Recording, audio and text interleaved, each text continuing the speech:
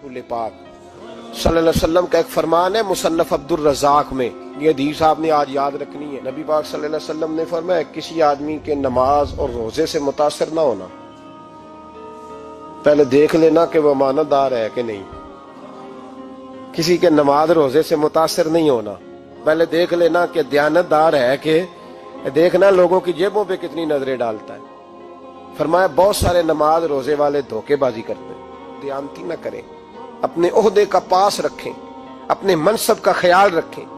ओहदे जिस जगह आप मौजूद हैं आपकी जिम्मेदारी है। मेरे रसूल पाक सल्लल्लाहु अलैहि वसल्लम ने फरमाया हर बंदा तुम में से निगरान है और जो उसकी रियाया है उसके बारे में उसने जवाब देना है। कभी भी बददयानती ना करें। हम लोगों का पहले एतमाद हासिल करते हैं, फिर उस एतमाद को ठेस पहुंचाते हैं। उसका नुकसान पता क्या होता है? दुनिया में सबसे कमजोर शख्स वो होता है जिस पर कोई एतबार नहीं करता। जिसका एतमाद जाया हो जाए वो आदमी बिखर जाता है। कभी भी धोखाधड़ी की पॉलिसी ना बनाए। हम लोगों से मुफादात लेने के लिए अपने रवैये मीठे करते हैं और जब काम निकल जाता है फिर हमारे रवैये बदल जाते हैं। ये धोखा है, ये बददयानती है। इसको अल्लाह रसूल ने पसंद नहीं किया। मेरे नबी पाक अलैहिस्सलाम ने फरमाया जिसमें तीन बातें पाई जाए वो तो मुनाफिक है। अगरचे उलमा कहते हैं यहाँ मुनाफिक इत्कादी मुराद नहीं, मुनाफिक अमली मुराद है, लेकिन हुजूर ने फरमाया मुनाफिक है। या रसूलल्लाह कौन? फरमाया वो बंदा जब बात करे तो झूठ बोले, जब वादा करे तो मुखालफत करे, जब अमानत रखी जाए तो बददयानती करे। ये तो बंदा मुनाफिक है। हजरत अबू नूर अलैहिर्रहमान ने लिखा है, फरमाते हैं महमूद गजनवी का दौर था तो एक आदमी महमूद गजनवी के पास ना अपना केस लेके आया, मुद्दई बन के आया। उसने कहा बादशाह मेरा केस बड़ा निराला है। बादशाह सलामत ने कहा वो किस तरह? कहने लगा ये मेरे पास एक थैली है, मैं ना सफर पे जाने लगा तो ये थैली पूरी हीरों की भरी हुई। फलां इलाके के जो काजी साहब है ना, मैं जाती दफा मैं कहीं सफर पे जा रहा था तो मैं उनके पास छोड़ गया कि रास्ता लंबा है, कहीं कोई मुझसे छीन ना ले, हीरों की भरी हुई थी। कुछ दिनों के बाद मैं वापस आया हूं, काजी साहब ने मुझे थैली वापस की है तो इसमें हीरों की बजाय खोटे सिक्के निकले। अब मैंने काजी साहब से कहा है तो काजी साहब तो मेरे गिरेबान तक आते हैं। वो कहते हैं बता कहीं से फटी है, खुली है? वो जिस तरह टांके लगा के तूने सी थी उसी तरह लगे हुए हैं कि नहीं? तो हुजूर लगे भी बिल्कुल उसी तरह है, न फटी है न खुली है।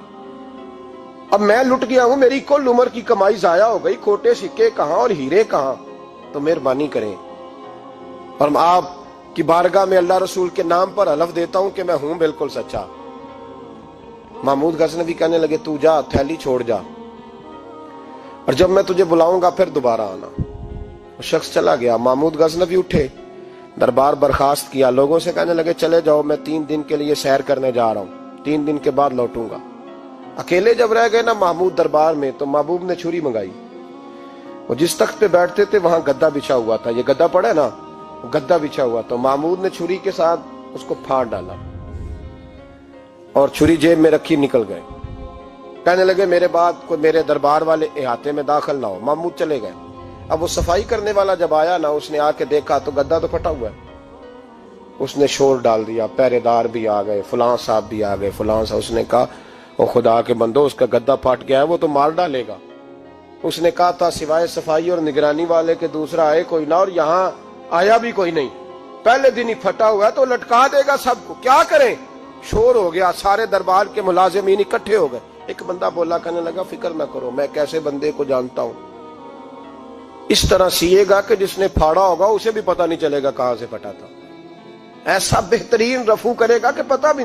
उसने कहा यार हम सारे 1-1 महीने की तनख्वाह देते हैं, तू बंदा बुला। वो बुला लिया उसको, उसका नाम मोहम्मद रफूगर था। वो आया, उसको गद्दा दिखाया, उसका यार इस तरह सीना पता ना चले। उसने कहा फिक्र ही ना करो, मैं बड़ा कारीगर हूं। बड़े बड़े कारीगर लोग नहीं हमारे मुल्क में पाए जाते, कोई निशान छोड़ते हैं पीछे? बड़े कारीगर का पैसे होने चाहिए, बड़े बड़े कारीगर बंदे। आप यकीन करें ऐसा ऐसा फलसफा।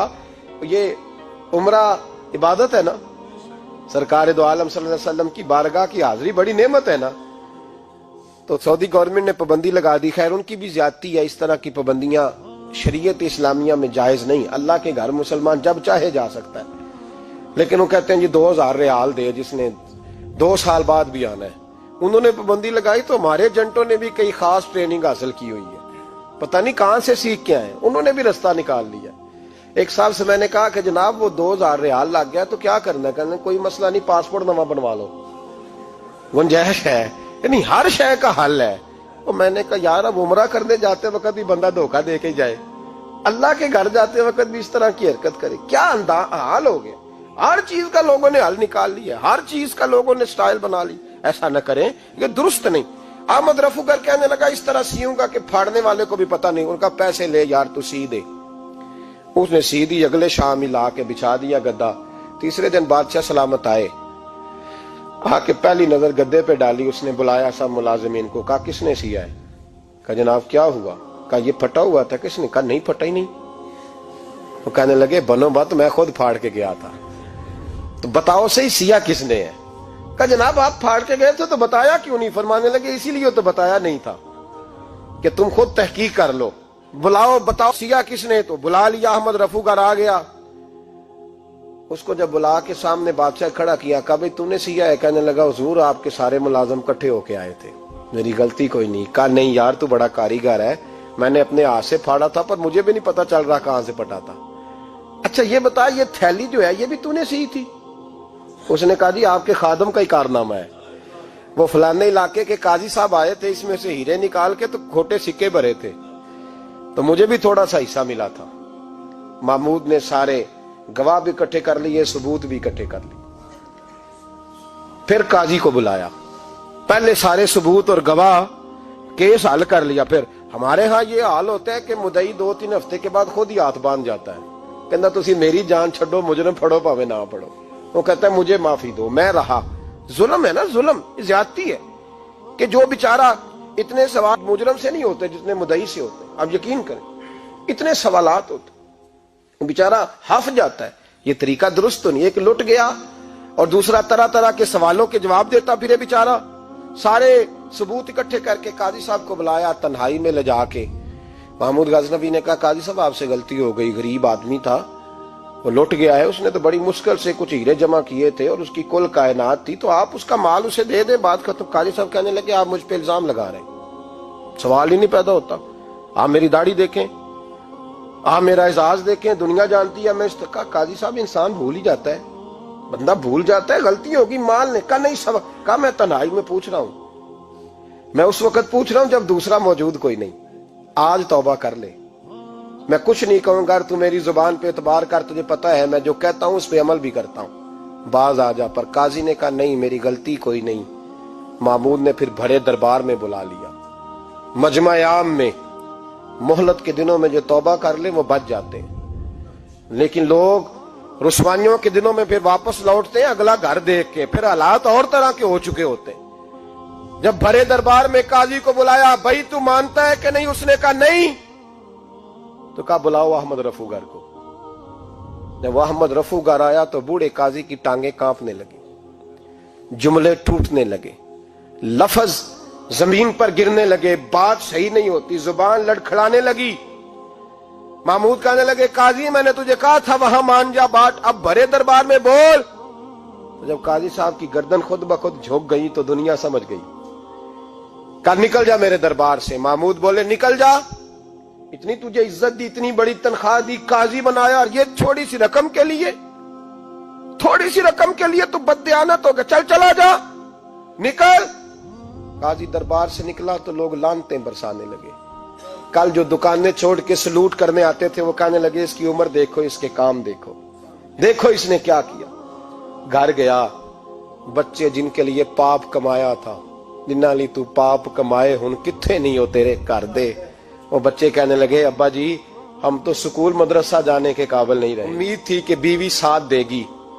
وہ کہنے لگی میں میکے کیسے جاؤں گی، گلی کی عورتیں طرح طرح کی باتیں بناتی ہیں۔ اور بھائی کامیابیوں کے بڑے سربراہ ہوتے ہیں، کوئی کامیاب ہو جائے تو سارے کہتے ہیں میری سپورٹ سے ہوا ہے، ناکامیاں ہمیشہ یتیم ہوتی ہیں، ناکامیوں کا کوئی سربراہ نہیں ہوتا۔ جب تک تو قاضی تھا تو بڑے بات تھی، ہر بندہ کہتا تھا رشتہ دار ہے، رسوائی ہو گئی تو وہ تیری آنکھ ہو یا سنگ ملامت کی چبھن، کون پہنچا ہے میرے درد کی گہرائی تک، دور شہرت میں تو یاروں نے کیا یاد بہت، ساتھ آیا نہ کوئی کوچے رسوائی تک۔ اور میاں صاحب کہنے لگے ساری عمر ہی آٹا گد ہے، میں لکھاں کیتے نہیں پیڑے، अब वक्त आया ही ते मोहम्मद बख्शा कोई नहीं हूं बैठा नेड़े, हालात ही बदल गए। काजी खामोशी से अंदर चला गया, अपनी रुसवाई समेट के बिस्तर पे लेटा। ना रोटी की भूख लगी, ना पानी की प्यास लगी, ना नींद आई, सारी रात तड़पता रहा। सवेरे घर वालों ने दरवाजा खोला तो रूह परवास कर गई थी, दुनिया छोड़ गया। हजरत अबू नूर अलैहिर्रहमा बोले, फरमाने लगे, याद रखो कभी बददियानती ना करना, कभी। ये तो महमूद गजनवी की अदालत थी, कयामत में रब करीम की अदालत लगेगी।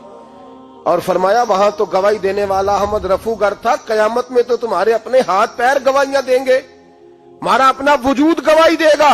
और फरमाया यहां तो लानते दुनियादार बरसाते थे, वहां फरिश्ते होंगे। और काजी को तो मौत आ गई थी, कयामत में तो दोबारा मौत भी कोई नहीं आएगी, वहां तो रहना है और सहना है। बददियानती मुआशरे में, इतनी बददियानती हर जगह। उस मुआशरे का भी कुछ बनेगा जहां दवाई भी खालस ना मिले, जहां दवाई में भी बददियानती हो। लोग अपने बच्चे को ऑक्सफोर्ड यूनिवर्सिटी में पढ़ाने के लिए गरीबों के बच्चों के रगों में जो दवाई उतारे वो भी 2 नंबर। इतना बड़ा भी को बददियानत मुआशरा होता है कि लोग यहां तक धंधा करें, यहां तक कि लोग लोगों की जिंदगियों से खेल जाएं और हमें एहसास तक ना हो कि कोई मर जाएगा, कोई डूब जाएगा, क्या बनेगा। और जिसने वो अपनी रजिस्टर की दवाई की, उसने 2-4 लाख रुपया लिया और उसने ये नहीं सोचा कितने इंसान मेरी वजह से मरेंगे। कत्ल सिर्फ ये तो नहीं होता गोली मार के मार देना, लोगों की जिंदगियों से लोग खेल जाते हैं, लोग तबाही कर जाते हैं, लेकिन बददियानती से बाज नहीं आते। मेरे रसूल पाक अलैहिस्सलाम के गुलामों, नबी पाक सल्लल्लाहु अलैहि वसल्लम ने जरा सी बददियानती, और सहाबा का ये मिजाज था, इतनी सी भी कभी उनसे गलती होती तो तड़प